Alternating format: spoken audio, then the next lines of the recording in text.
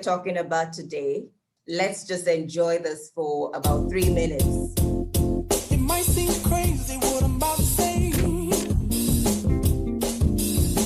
Sunshine, she's here. You can take a break. I'm a hot air balloon that could go to space. With the air, like I don't care, baby, by the way.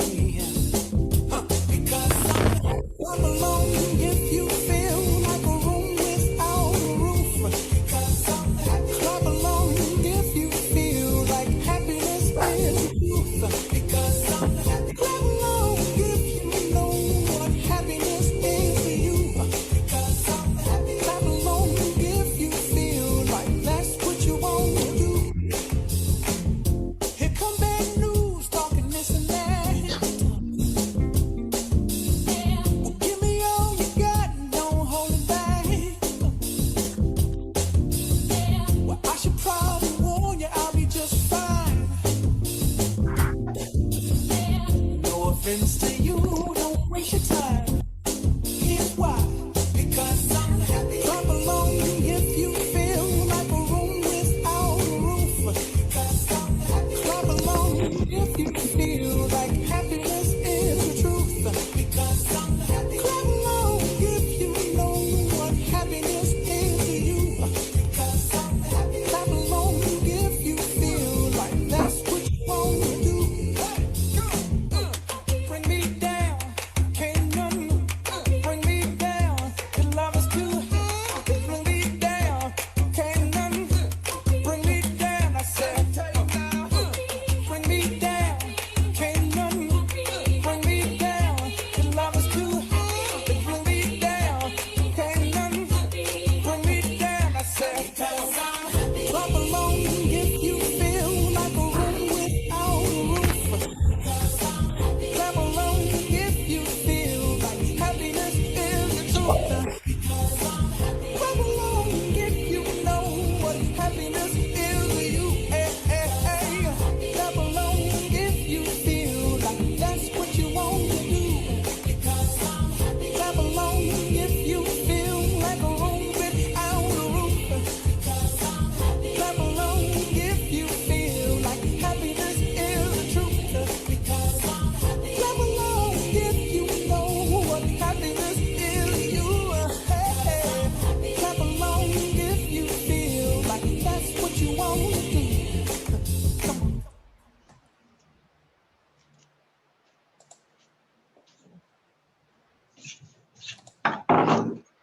Okay, so I hope we enjoyed that. All right. Thank you for sharing in that happy song with us. So let me ask my question, and I'll ask all our panelists to share their opinion. Is happiness an emotion, a feeling, or is it a state of mind? Mrs. Toinshane, let's start with you. You are muted. Happiness is actually a state of feeling because it's an emotional state. And this is expressed in diverse ways. It can be expressed, as joy, as pleasure, as excitement, as contentment, as fulfillment. Okay, I would say, yes, it's an emotional thing, but it's also a state of the mind, because, it has to do with your frame of mind. It has to do with your perception. That your state of mind has to do with your perception. And that, of course, has to do with your thoughts, the things that you're thinking, because the things that you think, the interpretations that you give to them are the. Please, can Infinite Hot 6, can you mute yourself? Things that will actually determine how you feel. The interpretations you give, the things that you think about are the things that will determine whether angry happiness it's largely based on our perspective.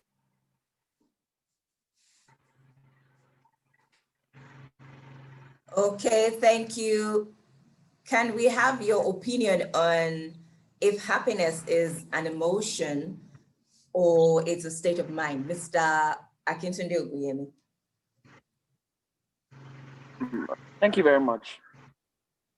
I think I agree with first speaker's point of view. It's actually a state of mind, but it has an emotional part to it.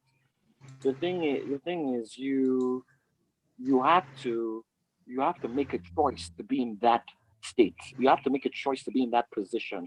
You have to make a choice to it's a lot of things run around, a lot of situations happen, a lot of circumstances happen. Agreeing to stay in that state makes your life better, gives you a right well-being, gives you a right health condition. you know they even say the best, they even say it's stressless to be happy.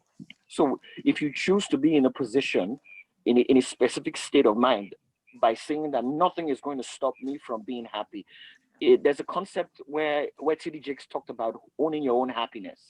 Do you understand? It's about being in a specific position in your heart that tells you that no matter what happens, no matter what shifts, situations, circumstances, I am going to stay in this state. So it's actually a state of mind, but it has an emotional background. The emotional background is that it's a feeling. You cannot change that truth because it's not something you can touch. It's a sensual feeling, but the feeling becomes more like a position because it is like an enclosed area that you've chosen, a bubble you've created for yourself to stay in, despite what the turmoils of everything around you is saying, or whatever situation and circumstances is. Even the Bible talks about, um the importance of choosing to be happy. That if 10,000 things fly on your right side, and if 1,000 things fall on your left side, you should choose to stand with God. And God is the source of every man's happiness, choosing to focus on the light itself. And the light is where happiness truly is. So it's actually a state of mind. Thank you. Thank you Hello? very much. Pastor Tim, who can you identify for me Mrs. Adiremi's device? I'd like to know who she is on my screen. So I'm able, okay, I see her. You're welcome, Mrs. Adiremi. Thank you for joining us today. Mrs. Rejoice Adiremi is one of our panelists for today. You're welcome, Barikisu. You're welcome, Boomsy Gold. Jennifer Okotie, you're welcome. Thank you for making time to join us this morning. So Pastor Tim and Mrs. Rejoice Adiremi, let's get your take on happiness. In your opinions, is it a state of mind or is it a fleeting emotion? Thank you very much. This says in Proverbs, they say a wise man builds a home. All right. So the wise, the most intelligent person in my family is just right on this platform. So I'm going to yield the floor to her to speak to that subject. I hope.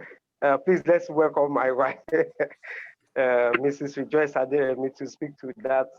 She's more intelligent than I do, so she's just helping me. That's not true. Don't mind me. Good morning, everyone. Sorry, I joined late. I was trying to set up my device. Okay, so I think the two panelists have actually said it all. Happiness is actually a feeling, is a state of the mind. Happiness is something it's something that just it happens, and as the second speaker said, being is a choice.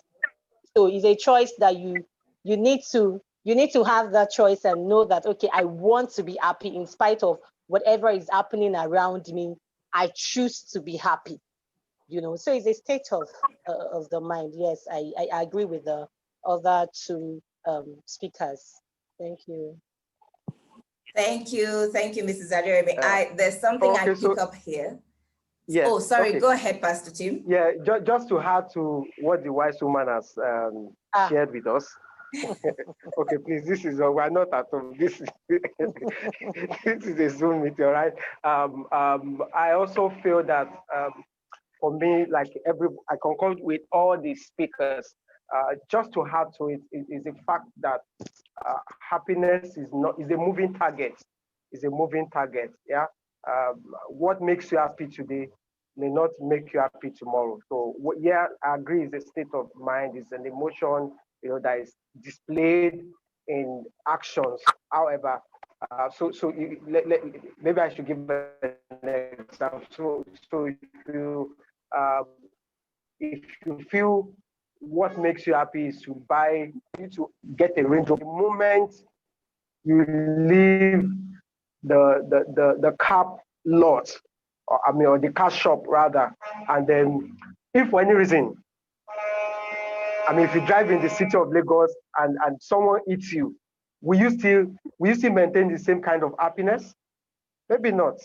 Um, so happiness is not just a destination, it's a journey. So some people before they get married, all their mind is just thinking about is, oh, when I get married, I'll be the most happiest person on earth. But when you land into that fantasy or the reality of being married, what happens is that there will be situations, there will be things that will question, that will want to frustrate that your happiness. And would you still be happy even after you have been married? So happiness is something that keeps growing. You're just developing how you perceive that kind of happiness. So happiness is a moving target.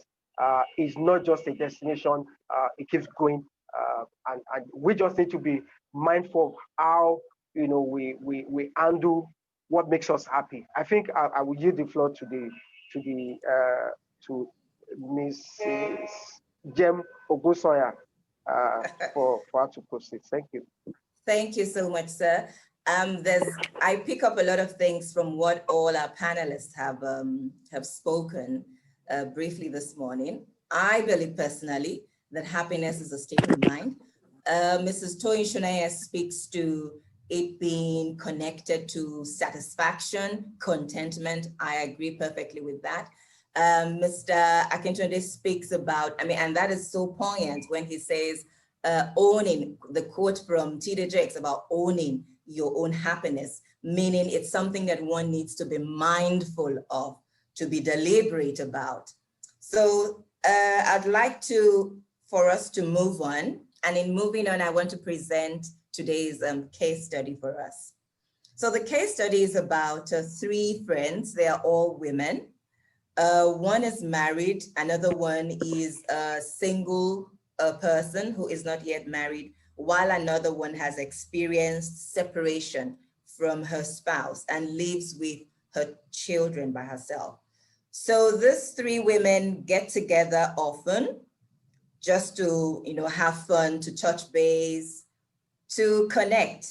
One is Kelly, who is the married lady. Her husband is a senator. They're married, but they don't have children as yet. Nancy, who is separated, lives with her two daughters, and no, she hasn't gotten any commitment from anyone, from any man yet. The third lady is a tour guide and has a fantastic life traveling all over the world, showing people the fun aspects of this planet that we live on. So they have a get together every now and then. Kelly, the married lady, is living her dream life, but she's worried that her husband is not bothered anymore about having children. While having children remains a big issue for her and makes her unhappy, her husband's response all the time is, what else would make you happy? after I give you a dream life that any woman would love to have. So obviously they're quite rich, they're well off. He's a senator, has all the resources to make her life quite comfortable.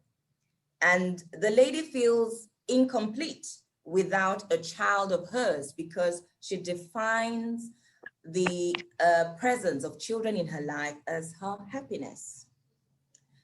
Then the lady who is separated from her husband believes, her own opinion is she doesn't have an expensive lifestyle. She works hard and it's quite a stressful life for her, just living an average life based on her monthly income.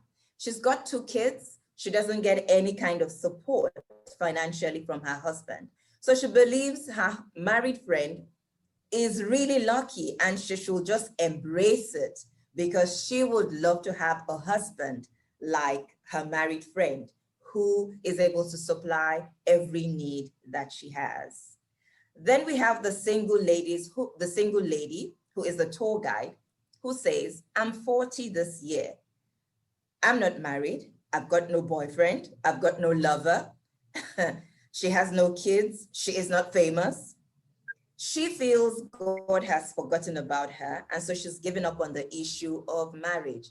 She says she derives happiness from her job as a tour guide. Now, looking at these 3 scenarios that we have painted, there is a common thread that runs through these stories.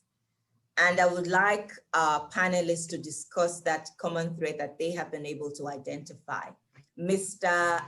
Akintunde, please go ahead. Okay.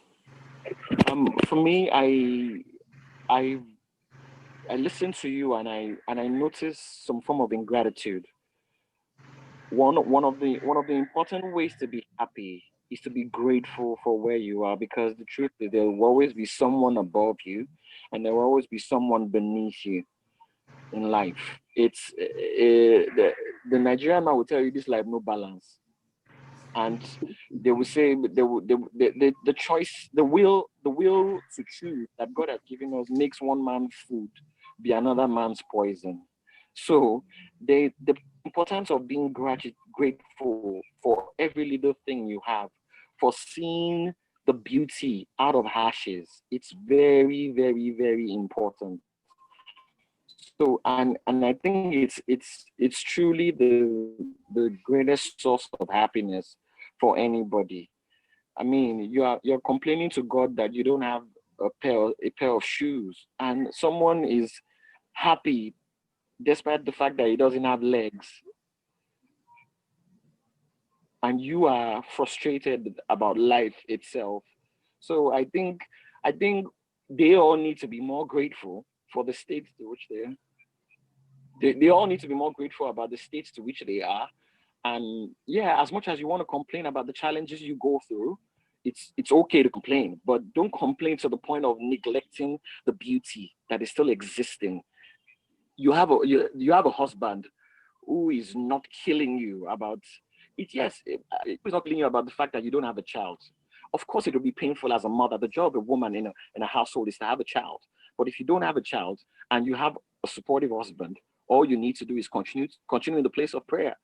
And with the man that loves you, that God has given to you, and you continue to persist till you hit the mark. There's a saying, focus on the goal. Focus on the goal. It's important. So for the other lady who has a kid, who has kids doing well, and you're complaining that you don't have a man to spend it with, at least you have kids, and God has given you the strength to take care of them to a good level. It doesn't mean that it might seem like you're deficient because you don't have a man to call your own, but the truth is God has given you the strength to be to stand, to stay unique, to be able to say, okay, yes, I did this on my own, to achieve a strong feat, to nurture, to cater for kids. This is what some people will pray to God to even have the strength to do. Some kids are in the foster system. Some kids are thrown away just because their parents could not take, their mother could not take care of them because of issues. So the bottom line for me is the place of gratitude, so that you can be fulfilled. And Bishop Adeoye says, when you are thankful, your tanks become full. When you are thankful for what you have, your tanks become full. So the place of being grateful for what you have is the first point to happiness. Or knowing that at the end of the day, there's always something to be grateful to God for. There's always something to be happy about. There's always light at the end of, there's always a cloud in the silver lining. So for me, then, yeah, they are all not happy. I would give more kudos to the lady as she's 40, of course, getting towards menopause, and yet be able to have, a relationship of her own. But in the midst of everything, she's still grateful that, okay, at least I have something to run to. So she was the one who even brought it to the notion to other ladies that there's always a place to put gratitude into perspective. And I think it's what everybody needs to take into consideration. Be grateful for where you are. Don't despise the times of little beginning. Don't despise the challenges. They say tough times don't last, tough people do. Whatever situation you find yourself, it's like like the pastor said, enjoy the journey. The journey might be rough, but there is always a silver lining in that little thin cloud that you may not be able to see at the most unexpected time. So for me, just stay grateful, stay thankful, then focus on, no matter what, I would always find a place of joy for myself. And of course, the joy of the Lord is our strength as Christians. So just find a place to be thankful for, and stay in that place of prayer, stay in that place of thanksgiving, stay in that place of believing that at the end of the day, I would laugh more than I am laughing. And it's Eureka at the end. So that's my point. Thank you. Thank you. Thank you for that. I would ask Mrs. Toyin Shune to speak to that, but also I would like you to add your thoughts on this as you discuss your opinion on the common thread in the case study. Is this issue of attaching happiness to things, connecting happiness to things. I would like you to also speak to that in your response. Thank you, Mrs. Sonech. Now you have the floor. Okay, thank you very much. Okay, you asked for my thoughts on the story, and Mr. Oguremi put it nicely. Gratitude is very key. Gratitude is key for happiness. But let me take it from this point of view. And that's the fact that human beings are always, are usually, let me use that word, usually insatiable. We always long for more. We always crave for more. We always desire more. We always aspire to achieve more. Irrespective of what we have, we always long for more. And like Pastor Aderemi said earlier, that see, happiness is a journey. It's not a destination. So you realize that all of these three women that desire one, the funny thing is, all three of them have what they all want. But destiny has so made it that they don't all have it at the same time. But with time, will they have it? Oh, yes, they will. So for me, I'd want to say that, look, it's not out of place for you to desire more. It's not out of place to desire what you don't want, what you don't have. The critical thing is, the state of your mind in the course of that desire, as you await the manifestation of that desire that you have.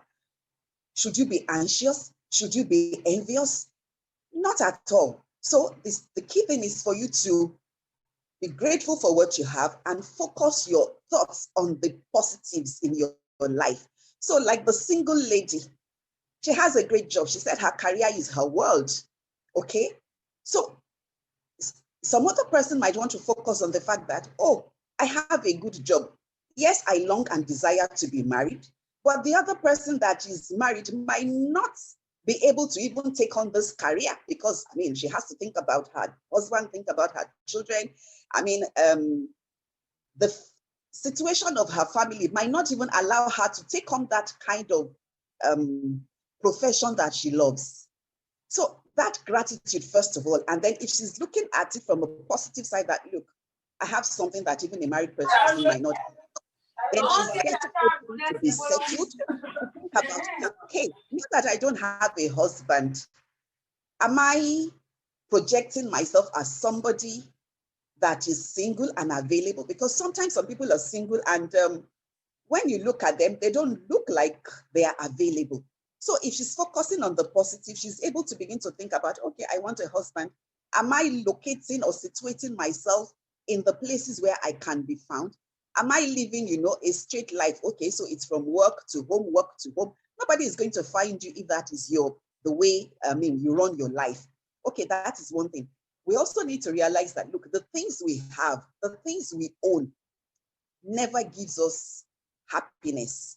And that comes from when we see that happiness is a journey and not a destination. Because, okay, today you long for a husband, you get the husband, you crave for more, you're longing for children, you have the children, you're craving for more, more, more. And that's why you can see the madam that is, seems to have the good life that everybody wants. But yet, she's not satisfied, there's no contentment. She longs for a husband, for children, even when her husband is saying, look, don't stress yourself. So if she was focusing on the positive side, she can realize that, oh, I'm not in a bad place after all. And even though I don't have children today, there are options.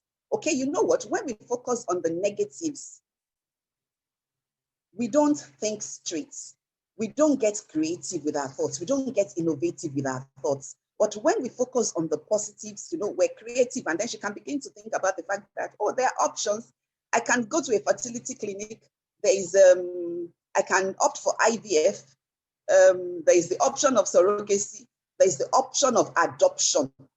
And then that gives her hope. That gives her, throws light into her situation. But if you keep focusing on the negative things, honestly, you will not be happy. Because as you keep achieving one thing, you are getting anxious. You're getting, you don't settle down to enjoy the things that you want to enjoy. So for me, critically, it's not out of place to desire more, but the state of your mind is important. Focus on the positive things. When you focus on the positive things, you're better able to think better, get creative, and get better options that you can work on. And to the second part of the question, the things we own never give us happiness. It's a mirage, and happiness is relative. And so ultimately, at the end of our life, when we get older, we realize that this thing that we're talking about is, a 360 experience.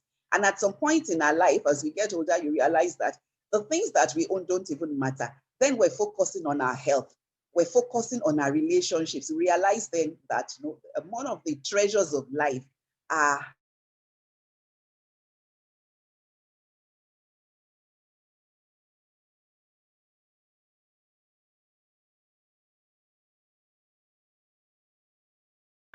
viable and beautiful relationships.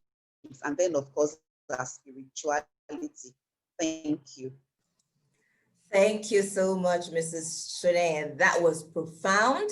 That was packed. And I hope we are all taking notes as we go along, because I think there are some of the things that have been spoken about today are actually things that we need to take cognizance of to improve, our own sense of satisfaction within ourselves. And it will do us much good to just take note as we go along. Another thing, before I ask our other panelists for their contribution, I just want us here to also, as we are listening to what is being said, let's take a moment to assess our happiness levels. Let's take a moment to assess what we attach our happiness to. And if anyone is brave enough and bold enough to share, when the time comes, I'll ask a question about about those kind of things. But I'd like to hear from Mrs. Rejoice Aderemi, her own take on the case study that we have presented. Thank you, Mrs. Aderemi. The floor is yours. Okay, thank you. So for me, the three women, they were looking at things that were not working, which is where the gratitude came in. You know, everything that was not working, that was where they were paying their attention to. And you know, happiness, as they say, is a feeling and is temporary. Why not look at things that are working and be more grateful? For example, um, when I first got married, so obviously I was thinking getting married would make me happy. I came from a broken home, so my parents were separated for years. So then I go to other people's house and I see how, you know, the family, how they look like, you know, they're all happy, that joy, you know, that love, you know. So I was craving for love. So for me, I felt, oh, love was going to make me get happy. So when I saw someone that, you know, oh, I love you, that said he loves me, and I was so excited and like, oh, I want to get married. So I wasn't looking at any other thing. My focus had been was on that um, love, was on that marriage. I wasn't looking at something after that marriage. I was just looking at, okay, when I get married, everything will be fine. You know, all the joy I need, all the happiness I need will come. And when I got married, lo and behold, you know, that's another new journey for me. And I found out that happiness I was craving for is not even Mm. inside that marriage that I even got married. You know, it's something that I had to be intentional about myself to be happy, even when things are not working. Because when things now start going rough, you know, I was like, "Ah, this was not what I planned, you know." And that was because I was focusing my happiness on what I desire at that time, what I was looking at, that, oh, it's love, on what, you know, what is happening at that present situation, present time. You know, I wasn't looking at, okay, when I get married, we are two different people coming together. Definitely, we will have different opinions about life. We will have different experiences coming together. So I was just looking all perfect, and this marriage was going to give me happiness and was going to give me all that I need. But you know, I got it wrong, which was what these women were also looking at, that, oh, so what's the probability that if Kelly gets a child, if she'll be truly happy? Or what's the probability that if Nancy, you know, gets a father, you know, for her children, she'll be happy? Or the last lady get a spouse, she will be happy? So I don't think there is all of that can really, really bring happiness. It may just come, as they said, is a journey. It will just come for that period or that particular time, you know. But happiness, we have to be intentional about it. We have to look at the things that are really working and be grateful to God about those things, and not the things that are not working to pull us down. As the second speaker said, he says, when you are not happy, you can't be creative. You know, you can't think straight. You are not, as at that time, you're as dull as anybody, anything. You know, so based on what I really wanted was, oh, happy home, I'm happy marriage, love, and I will be happy. But I didn't get happiness from that place, you know. So I think we should focus more on things that are working, you know, things that are happening. As she said, I'm like a living testimony to someone that is going through crisis right now, and but I choose joy. I choose to be happy. I remember when I got married, before we had our first child, we waited for years, but that does not stop us from being happy. And right now, I have my first son. My son will be 10. I am still experiencing that delay, but I didn't stop there. I didn't wait there. I didn't want all of the delays to be dragging me back. I didn't want all of those things to not, you know, help me move forward in my life or in my marriage. We had to sit down together and say, okay, this is our challenges. This is what we are going through right now. But had God been faithful to us with the first son we had? Yes, God has been faithful to us. Had God been good to us in our marriage? You know, we turned 12 years this year. You know, but in the that 12 years, had God been good to us for the past 12 years? Yes, I may have several things that are not working right now, but I am not looking at all of those things. I am actually focusing on the things that are working. I am actually focusing on, you know, the things that I want, and I'm looking forward to that my child coming soon, very soon.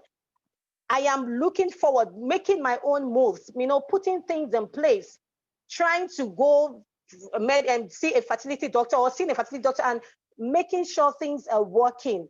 But I am grateful. I am not staying in the place of regrets. I am not staying in the place of anger. I am not staying in the place of, unforgiveness. I am not staying in the place, I am not passing blames to anyone, but rather I am grateful that I am in this journey.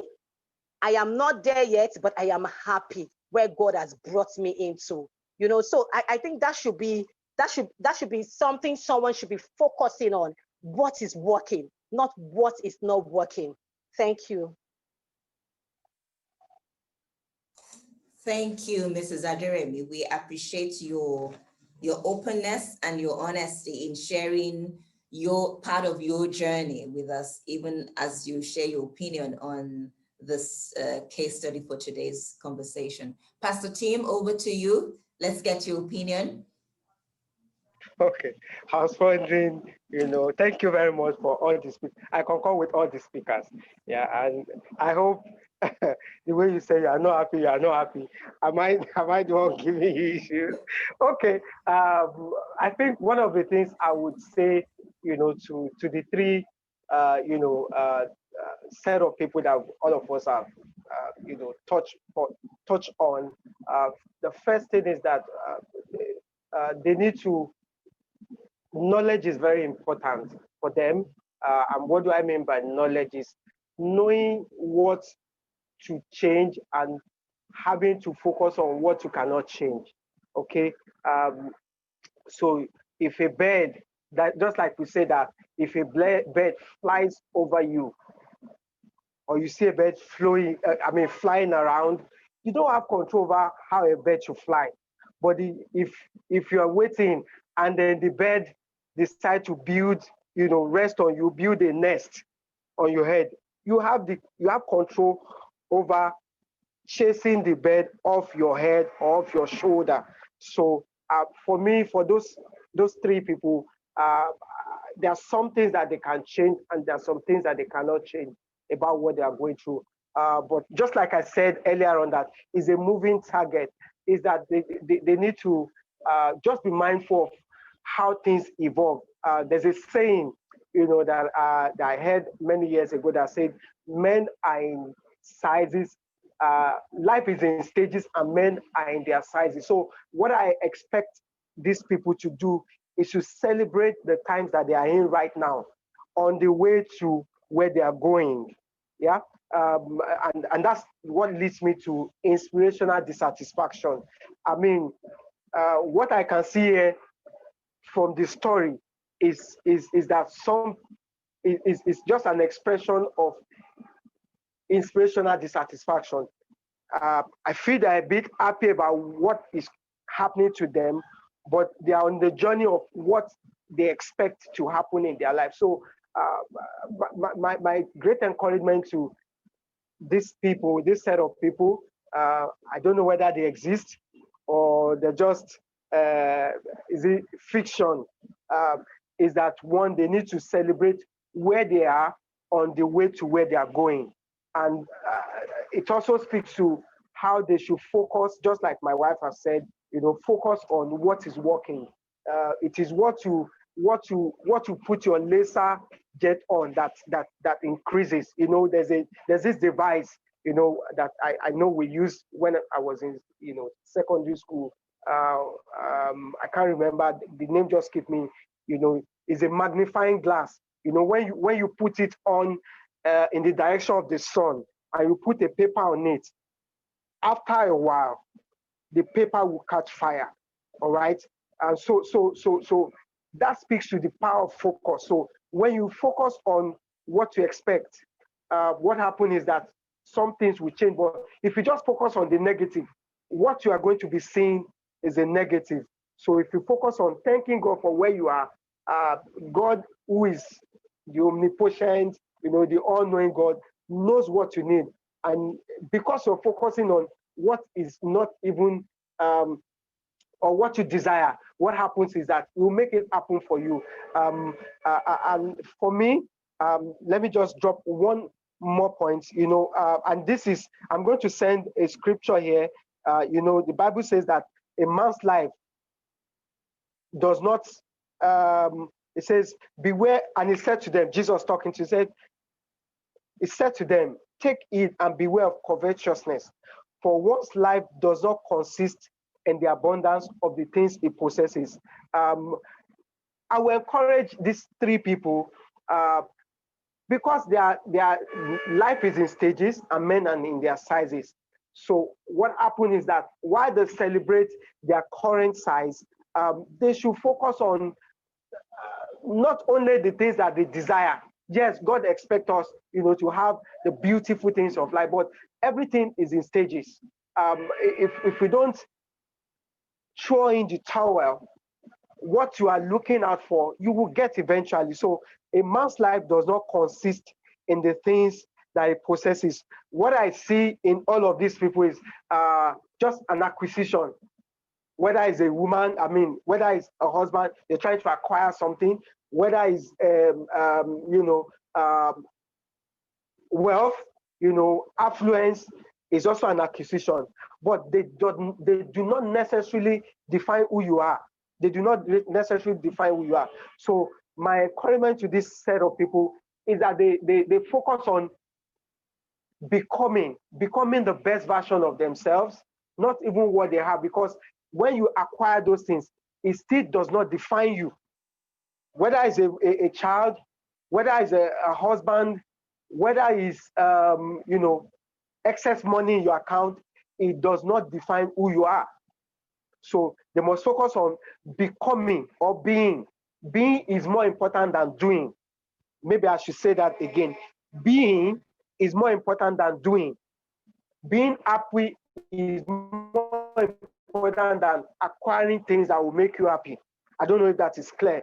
Being is more important than becoming or doing. So they must focus on being a better version of themselves. Whether these things are there or not, that they're just going to be happy. Just talking about, I don't know how many minutes, please, pastors, we like to talk too much. So please, you need to help me. Just prompt me. I'm just talking about while we were waiting. Yeah. We just, both of us just told ourselves, yes, it's a difficult place to be, but we're going to be happy irrespective. And, there's something that, and then, I was the first to get married in my family. I know that a lot of pressure was on me. I wasn't the first, but the first to do a proper wedding, and everybody was, this guy who has broke a jinx in this family. So what we're waiting for is actually a child. And then, boom. In fact, one of the conversations, when the pressure started mounting, and I told my mother, one thing that I said to her was, there's nothing that I've asked God for that has never given me. It may not be at the time that I needed it, but it will give me. So I said, as far as this baby is concerned, in James chapter 1, verse 16 to 17, specifically 17, James chapter 1, verse 17 says, every good gift and every perfect gift comes from above, from the Father of life, with whom there's no variable or shadow of turning, and okay, 1 minute to round up. Thank you very much. So there's a perfect time for everything. For those three people, they may not have it now, but there's a perfect time to have what they desire, because God is faithful. And he says, I wish above all things that you may prosper, that you may have a husband, you may have money, you may have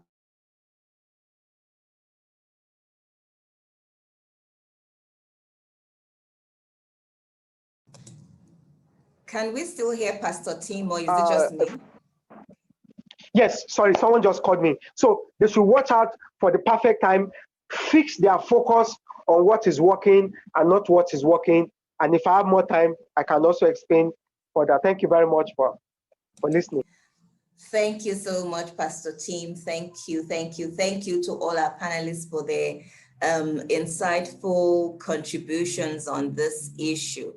I hope we're taking notes. Please feel free to type your your revelations in the chat room. Would like to have that. Let me take this moment to welcome Mayowa, to welcome Mrs. Bird, as well as Joel H. You are very welcome. Thank you for joining us this morning. Typically, I will wait till a bit later before I bring in our audience, but I think I just want to ask, in light of what we are speaking about earlier, I told us that we should take time to do an inventory of our happiness levels.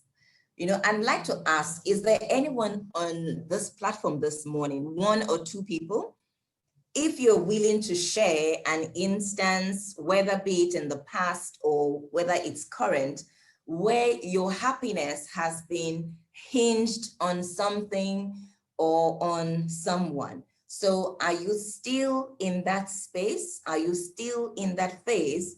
Or have you gone beyond that to be happy regardless of what you have or what you don't have? Do we have anyone who's willing to be open to just share? Anyone from our audience before I continue with the questions to our panelists? If you have something to share, just unmute yourself and speak. Anyone?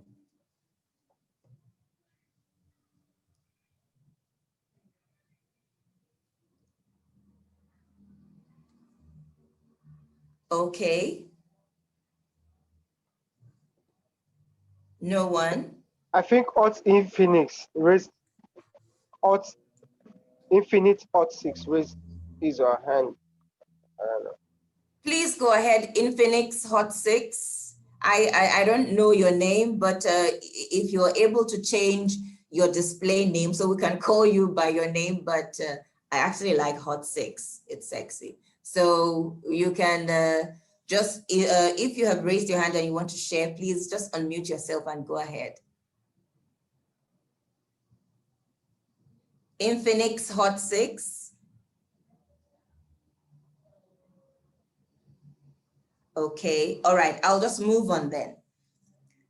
Mrs. Aderemi said something. She said, as she discussed her life, you know, as she shared a bit of her life story, she said something. She said, what is the likelihood that when you attain what you want, what's the likelihood that you would be happy?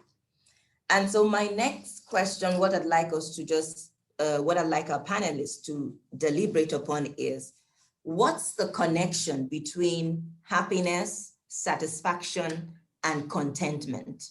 Mrs. Shonea, please, the floor is yours.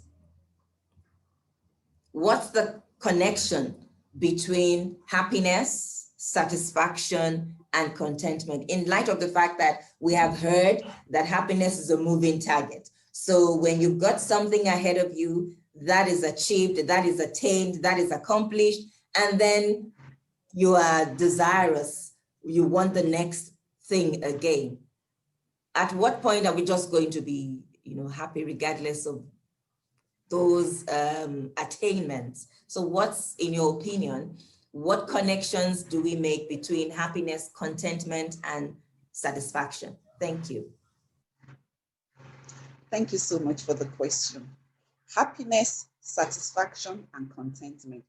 Honestly, if you ask me, they are all same of same and all in the same bucket. And how do I mean? You know, we started by saying that happiness is a state of a feeling, okay? So, and that we have said that, okay, it's about your choice and you must own it. Now, when we're talking about satisfaction, we're talking about the fulfillment that you derive from an expectation or a need. So, for instance, if I had asked someone to clean my house and I come back, I can be satisfied by the quality of the work that has been done. If I was hungry and I asked for a bowl of food, a plate of food, after eating it, my satisfaction can come from the fulfillment that I get, you know, based on the expectation that I have. Okay, I was hungry, I'm hungry, I want a meal, okay, and then it was served hot and it was tasty. So my satisfaction can come from that. And when I'm satisfied, that makes me happy, because satisfaction also has to do with my emotion. And then when you're looking at contentment, I'm sure if we look at the diary in dictionary and you search contentment and you look for synonym, I'm sure that satisfaction is likely to come up, because you know that contentment comes from a state of happiness or satisfaction. So frankly speaking, they're all connected. They're all connected. Thank you, ma'am. Thank you. The second part to that question. Sorry, say that again. A second part to that question. No, it was You were just asking all of them. yes, yes. Thank you. Mrs. Aderemi, can we have your views on that?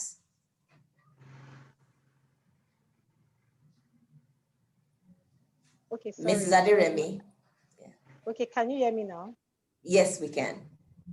Okay, I think just to add to what she has said is they're all interwoven, they're all alike. Satisfaction, as she has said, when you are satisfied, you get happy, you know, and when you get happy, you get contented, you know. So they're all together, you know, they're all together. That's just what I would say.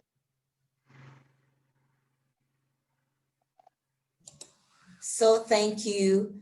As I researched about this particular topic, the whole issue of contentment was really big for me, because I just thought, you know, contentment is, I think contentment is a deeper level of satisfaction.